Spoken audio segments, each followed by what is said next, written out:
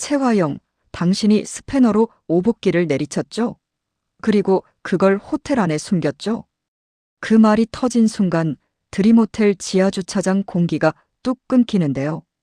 경찰이 손바닥에 올려둔 건 사고 현장에서 주워온 피 묻은 화려한 단추였고 그 옆엔 증거봉투에 봉인된 스패너가 같이 놓여 있었습니다. 최화영은 단추를 보는 순간 눈빛이 딱 굳더니 스패너를 확인하는 순간 숨이 목까지 걸립니다. 여기서 잠깐 구독 한 번만 눌러두세요. 오늘 예고는 복길 사고가 끝나는 게 아니라 증거가 하나씩 모여서 결국 최화영을 정확히 겨누는 날이거든요. 더 무서운 건요, 최화영이 놀라는 방식이 억울해서가 아니라 계산이 틀려서처럼 보인다는 겁니다. 보통 억울한 사람은 말이 먼저 나오는데 최화영은 말이 아니라 눈부터 움직이거든요. 단추를 보는 눈, 스패너를 보는 눈, 그리고 경찰을 보는 눈이 전부 달랐습니다. 그 차이가 말해요. 이건 몰랐다가 아니라 이건 여기까지 올 줄 몰랐다라고요. 여러분은 지금까지 사고라고 믿었던 그 밤, 진짜로 누가 무엇을 숨기려고 했는지 궁금하지 않으셨어요? 오복길은 왜 살아있었어라는 말이 나오자마자 다시 사라질 뻔했을까요? 그리고 그날 드림호텔 지하주차장에서 왜 하필 강준호 차 블랙박스만 기적처럼 살아남았을까요? 더 무서운 질문도 하나 더 있어요. 누군가는 스패너를 치웠다고 말했는데 왜 그 스패너가 결국 경찰 손에 들어왔을까요? 여기서 핵심은 운이 아니었습니다. 블랙박스가 살아남은 게 기적이 아니라 누군가가 지우려다 지우지 못한 시간차였던 거죠. 삭제는 마음만 먹으면 되는데 삭제하려면 손을 대는 시간이 필요하잖아요. 그런데 그 시간 자체가 사라져버리면 아무리 드림을 쥔 사람이라도 기록을 못 지웁니다. 그 작은 틈이 오늘 최화영을 무너뜨립니다. 한 문장으로 요약하면 딱 이겁니다. 증거가 모이는 속도가 은폐가 지워지는 속도를 이겨버렸습니다. 모든 시작은 전날 밤이었습니다. 드림호텔 지하주차장, 사람들 눈이 덜 닿는 코너에서 오복길이 누군가와 격하게 실랑이를 하는 장면이 찍혀 있었는데요. 강준호 차 블랙박스 영상이었습니다. 준호는 처음엔 그냥 넘기려 했어요. 자기가 직접 본 것도 아니고 호텔엔 늘 작은 충돌이 생기니까요. 그런데 영상이 몇 초 흘러가자 준호 손이 멈췄습니다. 화면 속엔 최화영과 이강혁이 또렷하게 찍혀 있었거든요. 흐릿한 실루엣이 아니라 얼굴이 보였고 움직임이 보였고 무엇보다 순서가 보였습니다. 복길이 뒤로 물러나는 순간 최화영 팔이 앞으로 확 들어오고 복길이 휘청거리며 바닥으로 쓰러집니다. 그리고 이강혁이 말리는 척 다가가더니 쓰러진 복길을 붙잡아 끌어당깁니다. 이건 구하려는 손이 아니라 옮기려는 손이었어요. 두 사람이 숨을 몰아쉬며 복길을 질질 끌어 차 뒤쪽 사각으로 옮기는 장면까지 그대로 남아 있었습니다. 준호가 그 장면에서 가장 섬뜩했던 게 폭력이 아니라 호흡이었습니다. 사람을 때린 뒤 당황한 숨이 아니라 이제 다음 단계로 넘어가려는 사람들의 숨이었거든요. 최화영은 멈칫하지 않았고 이강혁은 처음 보는 일처럼 굴지 않았습니다. 둘의 합이 너무 자연스러웠어요. 그래서 준호는 깨닫습니다. 이건 즉흥이 아니라 익숙한 방식이라는 걸요. 준호는 그 자리에서 감정으로 달려가지 않습니다. 오히려 더 조용해졌습니다. 준호는 가장 먼저 블랙박스 원본을 지키는 쪽부터 선택합니다. 영상 파일을 그대로 복사해서 하나는 숨겨두고 또 하나는 완전히 다른 경로에 남겨둡니다. 누가 차를 만지거나 기록을 지워도 원본이 사라지지 않게 만드는 게 먼저였거든요. 준호가 조용해진 건 겁을 먹어서가 아니라 지금은 소리치는 쪽이 지는 판이라는 걸 알아서였습니다. 증거를 들고 달려가면 그 순간 증거가 사라지는 사람이 드림이라는 걸 준호는 이미 여러 번 봐왔습니다. 그리고 준호가 택한 방식은 의외로 담백합니다. 누군가를 찍어 고발하는 말이 아니라 사건 자체를 바꾸는 말이었거든요. 준호는 경찰에 이렇게 흘립니다. 사고로 처리되면 안 될 것 같습니다. 지하 주차장에 몸싸움 정황이 있고 쓰러진 사람을 누가 옮기는 장면이 찍혀 있습니다. 준호가 일부러 이름을 말하지 않은 건요. 채화영을 보호하려는 게 아니라 강남봉 프레임이 먼저 달라붙는 걸 막으려는 선택이었습니다. 지금 누구 이름을 먼저 꺼내든 드림은 그 이름을 방패로 삼을 테니까요. 경찰이 움직이기 시작하면 그때부터는 누구 말이 맞냐가 아니라 기록이 어디로 이어지냐 싸움이 됩니다. 준호는 그걸 노렸습니다.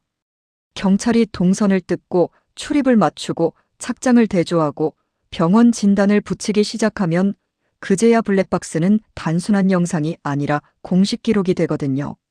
준호는 그 순간을 기다립니다. 감정으로 들이받아 휘발시키는 게 아니라 절차에 태워서 못 지우게 만드는 방식으로요. 그런데 준호가 더 무서웠던 건 영상 속 얼굴이 채화영과 이강혁으로 또렷해질수록 아버지 강남봉이 빠져나오는 게 아니라 오히려 더 위험해진다는 점이었습니다. 드림은 진실이 나오면 끝나는 조직이 아니라 진실이 나오면 더 큰 진실로 덮어버리는 조직이었거든요. 준호는 순간 생각합니다. 내가 지금 화영을 치면 화영이 끝날까? 아니면 화영이 내 아버지 이름을 끌어올려서 같이 묶어버릴까? 준호는 그래서 더 조용해집니다. 말이 아니라 판을 계산하는 쪽으로요.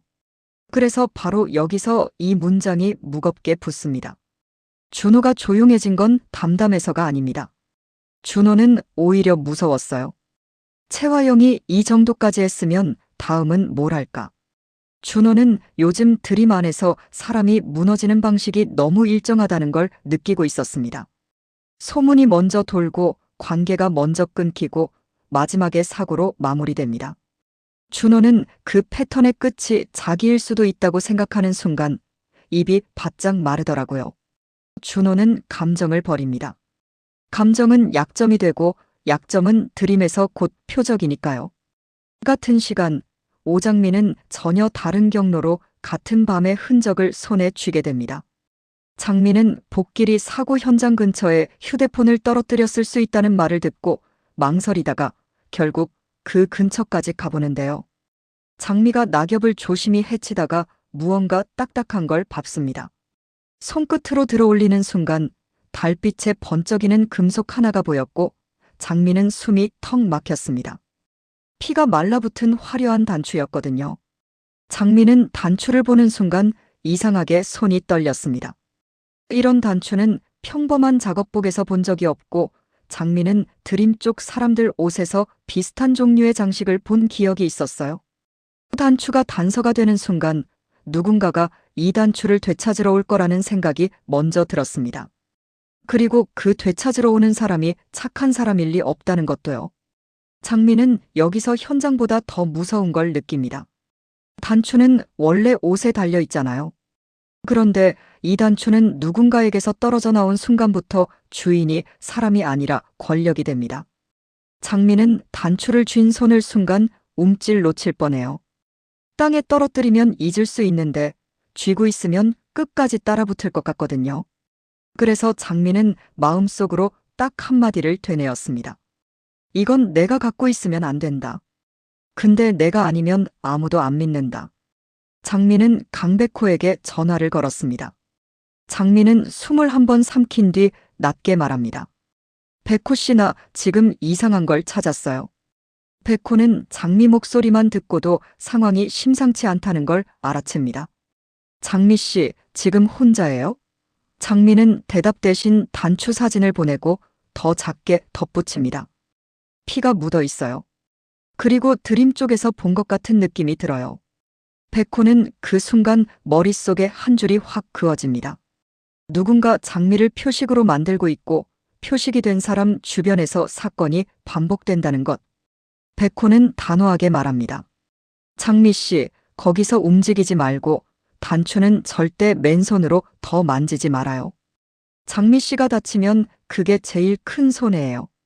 내가 갈 때까지 버텨요. 장미는 버텨라는 단어가 무섭게 들렸는데요. 버티는 사람을 먼저 치는 판도 있다는 걸 장미는 이미 몸으로 배웠으니까요. 그런데도 장미는 버팁니다. 이번엔 도망치면 끝까지 쫓길 것 같았거든요. 장미는 속으로 중얼거립니다. 이번엔 내가 증거를 쥐었어. 이번엔 나만 당하진 않아. 그런데 장미 쪽은 여기서 오해가 터집니다. 오태평이 뒤늦게 장미가 사고 현장을 뒤졌다는 사실을 알게 되거든요. 태평은 장미가 또 혼자 위험한 곳에 들어갔다는 생각에 목소리가 거칠어집니다. 너 왜 또 혼자 움직여? 너 지금 내 몸으로 뭘 증명하려는 거야? 장미는 대답을 못합니다. 설명하면 더 위험해지니까요. 그런데 그 침묵이 오히려 태평을 더 자극합니다. 태평은 장미가 자기를 못 믿는다고 느끼고 장미는 태평이 자기 발목을 잡는다고 느끼는 순간 오해가 확 부풀어 오릅니다. 강백호는 그 오해가 커지면 판이 망가진다는 걸 바로 알아챕니다. 백호는 태평을 막아서듯 말합니다. 지금 중요한 건 다툼이 아니에요. 장미 씨가 잡은 게 뭔지부터 봐요. 태평은 발끈하지만 백호가 단추를 보자마자 표정이 굳는 걸 보고 입을 다뭅니다. 피가 말라붙은 화려한 단추 하나가 말보다 더 정확하게 상황을 설명해주고 있었거든요. 장미는 그제야 숨을 토해냅니다. 나도 무서웠어. 근데 이걸 그냥 두면 누군가 또 다칠 것 같았어. 태평의 눈빛이 흔들립니다. 태평은 장미가 사건을 만든 사람이 아니라 사건을 막으려는 사람이라는 걸 그제야 이해합니다. 태평은 목을 급적이며 작게 말합니다. 미안. 내가 또 혼자 다 뒤집어 쓰는 줄 알았어. 장미는 그 말에 울컥하지만 지금은 감정에 오래 머무를 수가 없습니다. 백호가 단호하게 정리합니다. 오해 풀 시간은 나중에 가져요. 지금은 이 증거를 지키는 게 먼저예요. 그 순간부터 셋의 역할이 갈립니다. 장미는 증거의 발견자로서 흔들리지 않게 버티고 백호는 장미가 표적이 되지 않게 동선을 막고 태평은 장미 주변에서 새는 정보를 끊어내는 쪽으로 움직입니다. 오해가 풀리면서 팀이 되는 게 아니라 오해가 풀려야만 살아남을 팀이 만들어지는 구조였던 거죠. 증거는 그렇게 두 갈래로 모이기 시작합니다. 준호는 블랙박스로 절차를 열고 장미는 단추로 현장을 붙잡고 백호와 태평은 장미를 지키며 증거가 사라지지 않게 막습니다. 그런데 여기서 결정적인 고리가 하나 더 필요했는데요. 단추와 영상은 거기 있었다를 말해주지만 무엇으로 그렇게 됐는지를 완성하려면 무기가 필요했습니다. 그 무기가 바로 스패너였습니다. 오복길이 병원에서 잠깐 의식을 되찾았다는 소식이 들려오면서 상황은 더 급해집니다. 복길은 또렷하게 말을 잇진 못했지만 상처를 본 의료진이 고개를 갸웃하거든요. 넘어져서 생긴 상처가 아니에요. 모서리 있는 금속 둥기에 맞은 흔적입니다. 그 말이 나온 순간부터 이건 사고가 아니라 폭행이고 폭행이라면 무기는 어딘가에 남아있다는 뜻이었습니다. 문제는 누가 그 무기를 들고 있었느냐가 아니라 누가 그 무기를 없애거나 숨길 수 있는 위치에 있었느냐였죠. 그 위치는 드림호텔 그리고 그 중심은 채화영이었습니다. 이강혁은 그때 이미 채화영에게 보고를 끝낸 상태였습니다. 대표님 다 치웠습니다. 흔적 남을 거 없습니다. 화영은 숨을 고르며 묻습니다. 확실해. 강혁은 망설임 없이 말합니다. 네. 스패너도 치웠습니다. 이 대사가 이번 예고의 핵심인데요. 강혁이 말한 치웠다는 버렸다는 뜻처럼 들리지만 실제로 강혁이 한 건 인멸이 아니라 보관이었습니다. 채화영이 시킨 곳에 숨겨두는 방식이었죠. 필요하면 꺼내 쓸 수 있고 문제가 되면 누군가에게 떠넘길 수도 있는 화형식 관리였습니다. 그러니까 강혁에게 치웠다는 말은 없앴다가 아니라 대표님이 원하시는 방식으로 숨겨놨다였던 겁니다. 강혁도 알고 있었거든요. 버리면 끝인데 왜 숨겼을까? 화영은 버리면 흔적이라고 말했지만 강혁은 속으로 생각합니다. 아니야. 대표님은 버리는 걸 싫어해. 대표님은 늘 필요하면 다시 꺼낼 카드를 남겨.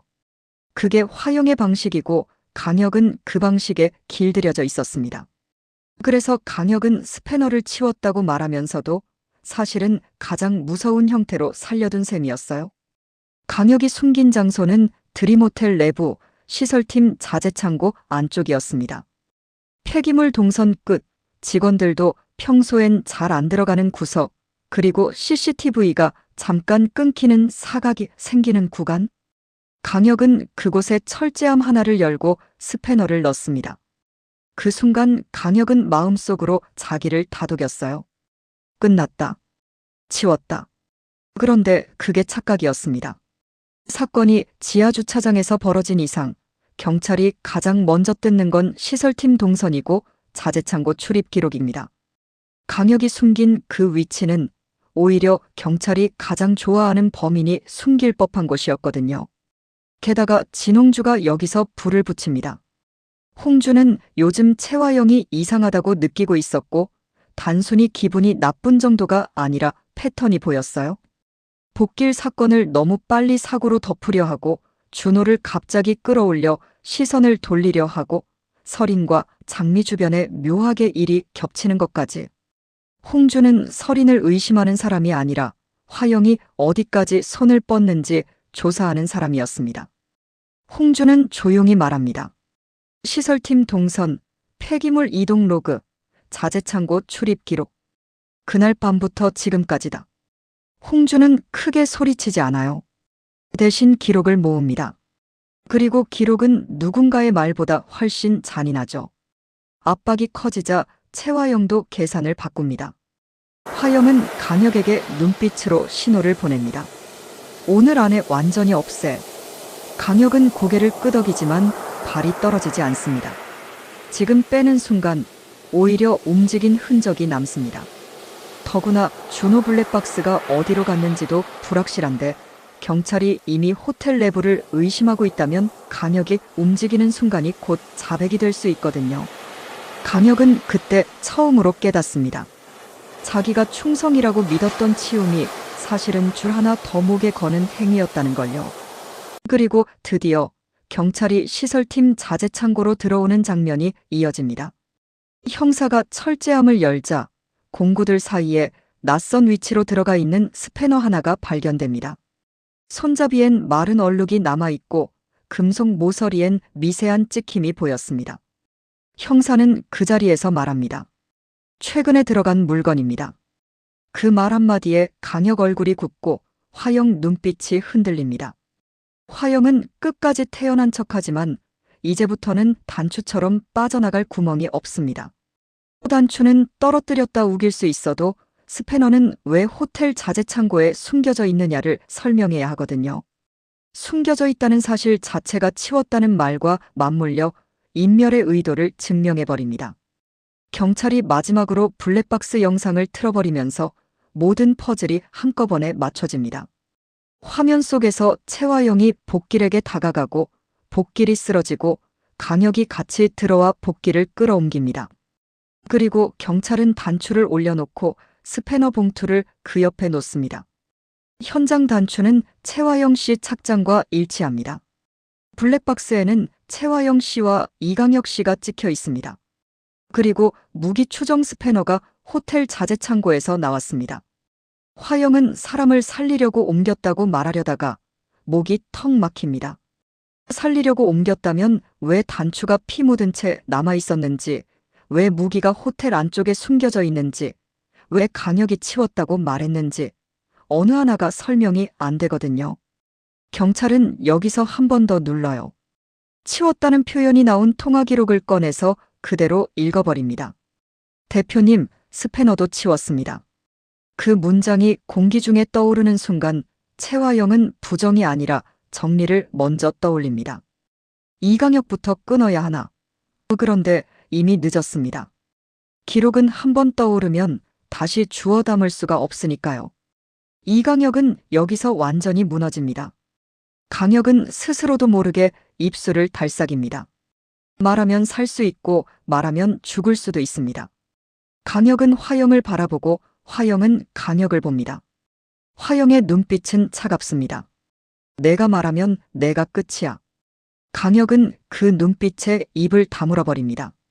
그런데 그 침묵이 오히려 더 큰 증거가 됩니다. 침묵은 죄가 없어서가 아니라 죄가 너무 커서 나오는 경우가 많으니까요.